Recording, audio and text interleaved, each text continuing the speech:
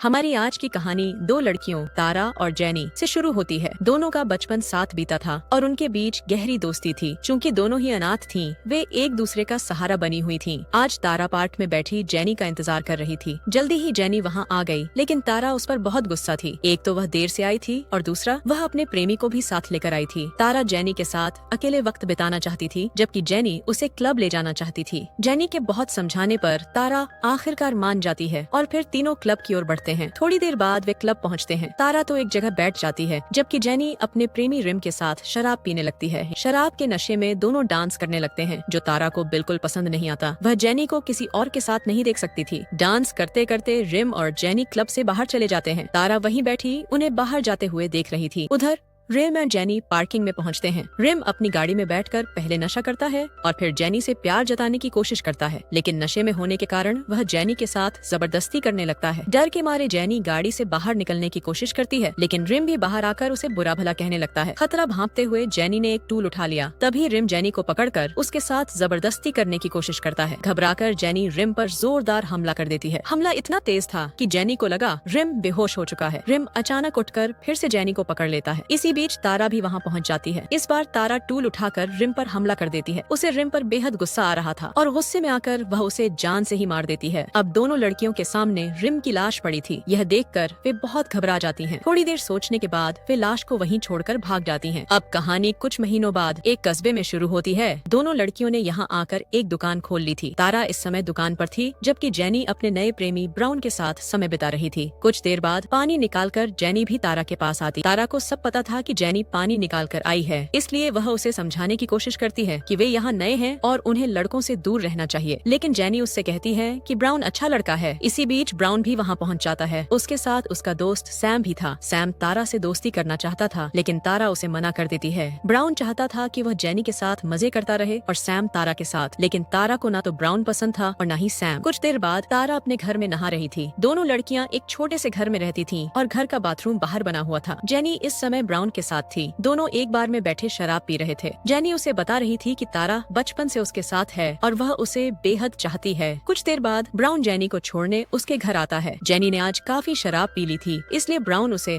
अपनी गाड़ी में लाया था। तारा कब से जेनी का इंतजार कर रही थी। वह जेनी से अंदर चलने के लिए कहती है, लेकिन जेनी चाहती थी कि ब्राउन भी उसके साथ अंदर चले और रात को उसी के साथ सोए। तारा के बार बार समझाने पर वह अंदर आ जाती है, जिसके बाद ब्राउन वहाँ से चला जाता है। घर में आकर तारा जेनी का बदन साफ करने लगी। जेनी को काफी पसीना आ चुका था, इसलिए उसे साफ करना जरूरी था। जेनी का बदन साफ करते करते तारा बेहद गर्म हो गई। वह पहले उसके तरबूज का मजा लेती है और फिर अपने हाथ का कमाल दिखाकर उसकी गुफा ठंडी करती है। अगली सुबह ब्राउन खुद ही उनके घर पहुंच जाता है। ये जैसे ही उसके पास आती है तो ब्राउन उससे कहता है, कल रात जेनी ने कुछ ज्यादा ही दारू पी ली थी। मुझे लगा कि कहीं उसकी तबीयत न खराब हो जाए, इसीलिए मैं उसके लिए खाना लेकर आया हूँ। तारा कुछ नहीं बोलती और उससे जेनी के बारे में पूछती है। ब्राउन बताता है कि जेनी नहा रही है। तभी जेनी भी वहाँ आ जाती है और कहती है, मैं कपड़े पहन कर आती हूँ। इतना कहकर वह अंदर चली जाती है। इसी बीच तारा भी उसके पीछे पीछे आ जाती है। जेनी का बदन देखकर उसे कुछ कुछ होने लगा था। या तो वह उससे प्यार करना चाहती थी या फिर उसकी खूबसूरती से जल रही थी। जेनी के कपड़े पहनने के बाद तीनों मिलकर नाश्ता करते हैं। ब्राउन जो नाश्ता लाया था वह काफी स्वादिष्ट था। नाश्ता करने के बाद ब्राउन वहाँ से चला जाता है। उसके जाते ही तारा जेनी से कहती है, मुझे ब्राउन का यहाँ आना अच्छा नहीं लगता। जेनी हंस, ब्राउन तुम्हारा होने वाला जीजा है। लेकिन तारा उसे गंभीरता से समझाने लगती है, हम दोनों किसी को मारकर भागी हैं, इसलिए हमें किसी पर जल्दी भरोसा नहीं करना चाहिए। तो जेनी को वह इस पर ध्यान देती है। कुछ देर बाद ब्राउन लड़कियों के घर के बाहर खड़ा था। ब्राउन फोन पर किसी से बात कर रहा था, लेकिन तारा को देखते ही उसने फोन काट दिया। तारा जैसे ही उसके पास आई तो ब्राउन ने कहा, मैं जेनी से मिलने आया हूँ। तारा ने बताया कि जेनी आराम कर रही है। उसकी बात सुनकर ब्राउन मुस्कुराया और तारा की खूबसूरती की तारीफ करने लगा। तारा को भी उसकी बातें अच्छी लगी और वह हल्का सा मुस्कुराई। इसके बाद ब्राउन बाथरूम में चला गया। तारा उसे जाते हुए देख रही थी। उसके पेशाब की आवाज सुनकर तारा गर्म हो गई। वो चुपचाप ब्राउन के पीछे आकर खड़ी हो जाती है। ब्राउन भी उसे अपने पीछे देखकर हैरान हो गया। अब तारा कुछ नहीं बोलती, बस ब्राउन का डंडा पकड़ लेती है। ब्राउन भी अपने आप को रोक नहीं पाता। देखते ही देखते दोनों इतने गर्म हो गए कि ब्राउन अपना डंडा उसकी गुफा में डाल देता है। दूसरी तरफ जेनी भी नींद में बाहर आ चुकी थी, जबकि उधर ब्राउन का डंडा गुफा के अंदर था। जेनी ने उठते ही नहाने की तैयारी शुरू कर दी। वो जैसे ही बाथरूम के पास आती है तो दोनों को देखकर हैरान हो जाती है। जेनी का गुस्सा देखकर दोनों ने जल्दी जल्दी कपड़े पहन लिए। जेनी तारा पर बेहद गुस्सा गुस्सा थी। तारा उसे समझाती है कि मैं तुमसे बहुत प्यार करती हूँ और मैं तुम्हें ब्राउन के साथ नहीं देख सकती। उसकी बातें सुनकर जेनी उसे पागल कहती है। वो उसे बुरा भला कहकर ब्राउन के साथ उसके घर चली जाती है। थोड़ी देर बाद ब्राउन और जेनी खाना खा रहे थे। ब्राउन उसे समझाता है कि मैं तुम्हारी और तारा की दोस्ती नहीं तोड़ना चाहता, मैं तुम दोनों से शादी करना चाहता हूँ ताकि तुम दोनों साथ साथ रह सको। जेनी को उसकी बात ठीक लगती है और वह इस बारे में तारा से बात करने का फैसला करती है। अगले दिन जेनी तारा के पास आकर कहती है, मैं ब्राउन से शादी करना चाहती हूँ, लेकिन मैं तुम्हें भी नहीं छोड़ना चाहती, इसलिए मैं चाहती हूँ कि हम दोनों ही ब्राउन से शादी करें ताकि हम साथ साथ रह सकें। जेनी की बात सुनकर तारा हैरान हो गई और जेनी की खुशी के लिए वह उसकी बात मान जाती है।